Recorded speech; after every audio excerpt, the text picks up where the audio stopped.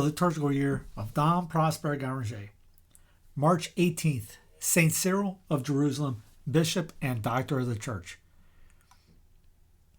It was right that the Church should honor, during these days devoted to the instruction of catechumens, the pontiff whose very name suggests the zeal and knowledge which pastors ought to show in preparing candidates for baptism. He has long had a place in the martyrology of the Western Church, but today, in addition to expressing our gratitude for what he did 1,500 years ago, we ask him for aid, which is as necessary now as it was in the first ages of Christianity. It is true that baptism is now administered to infants. The gift of faith, then infused, puts man in possession of all truth before his intelligence has ever met with falsehood. But it too often happens in our days that children are deprived of the protection their weakness really needs. Modern society has denied Christ Jesus. Modern society has denied Jesus Christ and strives, by the hypocritical neutrality of its laws, to stifle the divine seed in the baptized soul before it can grow and bear fruit. Baptism, however, has its rights with regard to society as well as with regard to the individual, and our best way of honoring St. Cyril is to remind ourselves on his feast that this first sacrament has just claims in respect of the education due to the baptized. For 15 centuries, the Western nations, whose social fabric rested on the solid rock of the faith of Rome, have enjoyed a happy ignorance of the difficulties expressed by a soul in rising out of the abyss of error into the pure light of the truth. Our fathers, like ourselves, were baptized at their entrance into this world. They had, moreover, an advantage which we have not, for, in their day, the civil power joined with the Church to protect that plenitude of truth which was the greatest treasure of men, and the safeguard of the world. The protection of individuals is a duty binding upon all princes and rulers, whatever be their title, and this duty is greater in proportion to the interest to be safeguarded. But this protection gives greater glory to the power which exercises it when it is extended to the lowly and weak. The law of man never appears more majestic than when standing beside a little child, a newborn babe, or a defenseless orphan, to protect its name, its life, or its inheritance. A newly baptized child possesses advantages greater than all those given by noble birth, money, or the richest natural gifts. He has a divine life within him. He is the equal of the angels in virtue of his name of Christian. His inheritance is that plenitude of truth of which we spoke above. God himself possessed by faith here below until the beatific vision opens out the possession of eternal love. What greatness there is in a little child, but what a responsibility for the world. If God does not wait for the ages of reason before bestowing his gifts, this sublime haste is due to the impatience of his love, but at the same time, he counts upon men to reveal in due time their dignity to these children of heaven, to form them to the duties incumbent on them, and to educate them in a way befitting their divine lineage. The education of a king's son corresponds to the dignity of his birth, and those who have the honor of being his tutors never forget that he is a prince. Instructions common to all are presented to him in a way which harmonizes with his exalted destiny, and everything is directed to rendering him capable of wearing his crown with glory. Does the education of a child of God need less care? Is it right that his teachers should forget his birth and his destiny? It is true that the Church alone can explain to us the ineffable origin of the sons of God. She alone knows how to use the elements of human knowledge for the supreme end which dominates the life of a Christian. The natural conclusion is that the Church is by right the first and principal teacher of the nations. When she founds schools, she is on her own ground in all branches of knowledge, and a mission to teach from her is of more value than any diploma.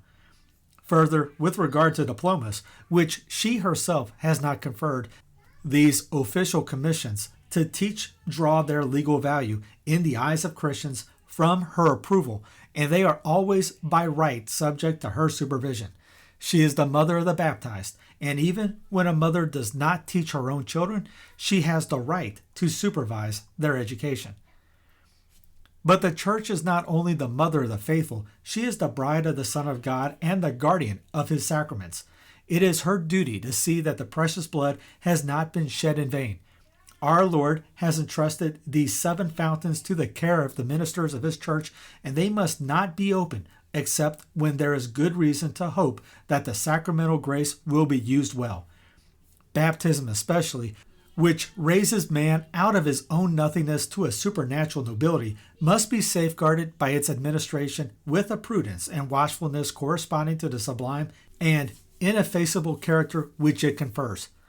A baptized Christian who, through his own or others' fault, is ignorant of his rights and duties, is like a descendant of a noble race who, knowing nothing of his family's traditions, is despised by his kinsmen and drags out an aimless existence in a station of life below that to which, by birth, he is entitled.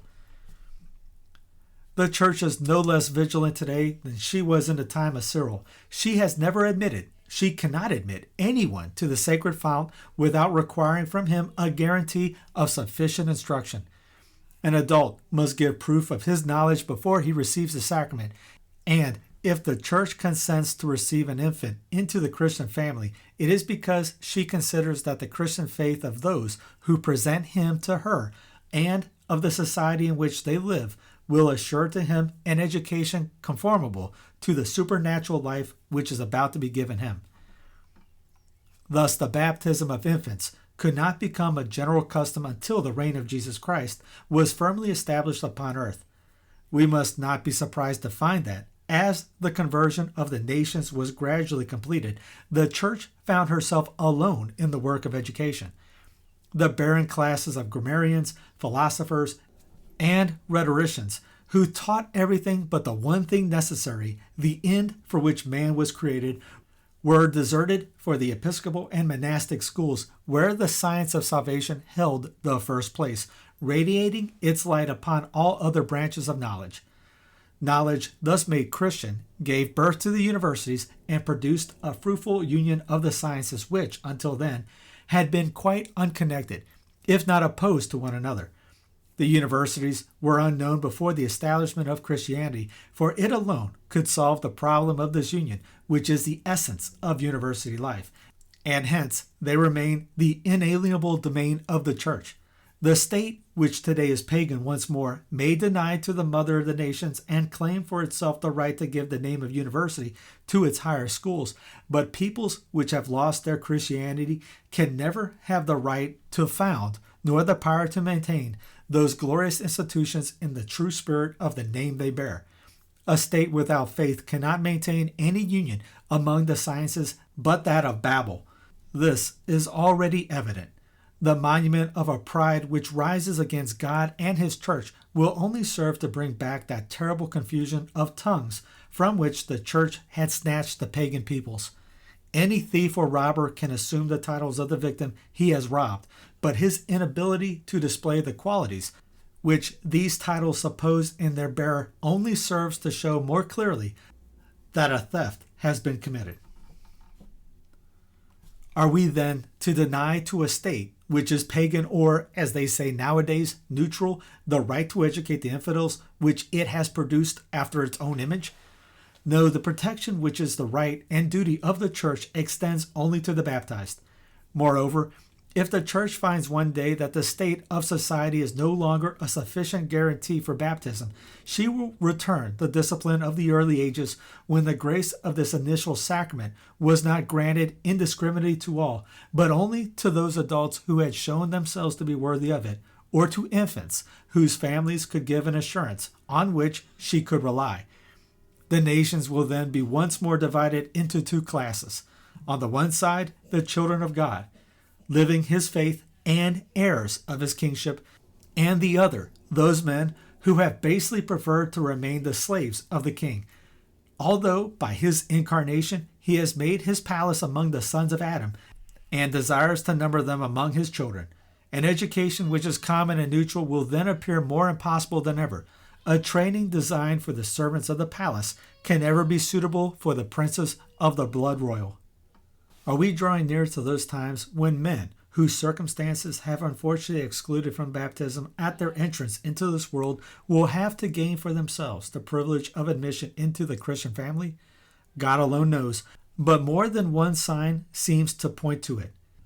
Is it possible that the institution of today's feast is designed by divine providence to correspond with the new situation which will then be created for the Church? A week ago, we paid our homage to St. Gregory the Great, the doctor of the Christian people. 3 days earlier, our Christian students were honoring St. Thomas Aquinas, the doctor of the schools. Why do we celebrate today, after 15 centuries, the Doctor of the Catechumens, a class which has now disappeared, if not because the Church sees that St. Cyril of Jerusalem is called to render her new services by his immortal catechetical instructions? Even now, many wondering Christians have no greater obstacle in the way of their return to God than an ignorance as desperate as, or more profound than, that of the Jews and pagans in the time of Cyril. The lessons for the feast of this holy doctor give a splendid account of his life and work. Cyril of Jerusalem was given to the study of the Holy Scriptures from childhood and made such progress that he became an eminent champion of the Orthodox faith. He embraced the monastic institute and bound himself to perpetual chastity and austerity of life. He was ordained priest by St. Maximus, Patriarch of Jerusalem, and undertook the work of preaching to the faithful and instructing the catechumens, in which he won the praise of all. He was the author of those truly wonderful catechetical instructions, which embrace clearly and fully all the teachings of the Church and contain an excellent defense of each of the dogmas of religion against the enemies of the faith. His treatment of these subjects is so distinct and clear that he refutes not only the heresies of his own time, but also, by a kind of foreknowledge, as it were, those which were to arise later. Thus he maintains the real presence of the body and blood of Christ in the adorable sacrament of the altar. On the death of St. Maximus, the bishops of the province chose Cyril in his place. As bishop, he endured, like Blessed Athanasius, his contemporary, many wrongs and sufferings for the sake of the faith at the hands of the Arians. They could not bear his strenuous opposition to their heresy, and thus assailed him with calumnies, deposed him in a pseudo-council, and drove him from his see.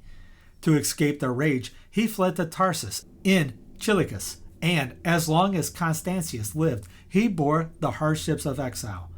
On the death of Constantius and the accession of Julian the Apostate, Cyril was able to return to Jerusalem, where he set himself with burning zeal to deliver his flock from false doctrines and from sin.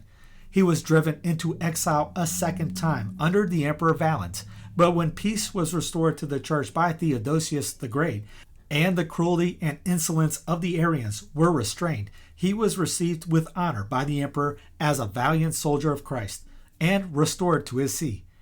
With what earnestness and holiness he fulfilled the duties of his exalted office was proved by the flourishing state of the Church of Jerusalem, as described by St. Basil, who spent some time there on a pilgrimage to the holy places. Tradition states that God rendered the holiness of this venerable patriarch illustrious by signs from heaven, among which is numbered the apparition of a cross, brighter than the sun, which was seen at the beginning of his patriarchate. Not only Cyril himself, but pagans and Christians alike were witnesses of this marvel, which Cyril, after having given thanks to God in church, announced by letter to Constantius. A thing no less wonderful came to pass when the Jews were commanded by the impious Emperor Julian to restore the temple which had been destroyed by Titus. An earthquake arose, and great balls of fire broke out of the earth and consumed the work, so that Julian and the Jews were struck with terror and gave up their plan. This had been clearly foretold by Cyril. A little while before his death, he was present at the Ecumenical Council of Constantinople, where the heresies of Macedonius and Arius were condemned. After his return to Jerusalem, he died a holy death in the 69th year of his age and 35th of his episcopate. Pope Leo XIII ordered that his office and Mass should be said throughout the universal Church. Thou wert a true child of the light, O Cyril. Thou didst give thy heart to holy wisdom while yet a child, and she set thee up as a lighthouse at the entrance of the harbor to be the guide of unfortunate souls tossing on the sea of error. the Church confided to thee the mission of preparing for baptism those happy multitudes whom her recent victory had won for her from all ranks of society, and this mission was to be accomplished in a century rich in holy doctors and in the region consecrated by the mysteries of our redemption.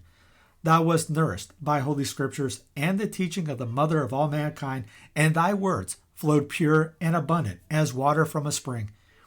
History tells us that the many duties of thy holy ministry would not permit thee to devote thyself exclusively to the catechumens, and thus thou wert led to improvise those admirable instructions wherein the sciences of salvation is set forth with such clearness. The soundness of thy doctrine and the completeness of thy exposition have never been surpassed. In thy eyes, O Holy Pontiff, this science of salvation was the knowledge of God and of his Son, Jesus Christ, contained in the Creed of Holy Church. Preparation for baptism, for life, for the love of God, was the acquisition of this knowledge so deep, so far-reaching, and so necessary. It was to be acquired not by the impression of a vain sentimentality, but by the reception of the Word of God in the right spirit and by constant meditation, so that the soul comes to be firmly established in the fullness of truth, in moral rectitude, and in hatred of evil. Thou wast sure of thy hearers, and didst not fear to unveil before their eyes the arguments and abominable devices of their secret enemies. There are times and circumstances only to be judged by the shepherds of the flock when it is necessary to disregard the revulsion of feeling caused by such revelations in order to denounce the danger and warn the sheep against intellectual or moral scandals. Thus, O Cyril, thy invectives pursued Manichaeism to its most secret haunts. Thou didst see in this heresy the principal agent of that mystery of iniquity which pursues its path of darkness and destruction throughout the ages, until it shall bring the world to decay.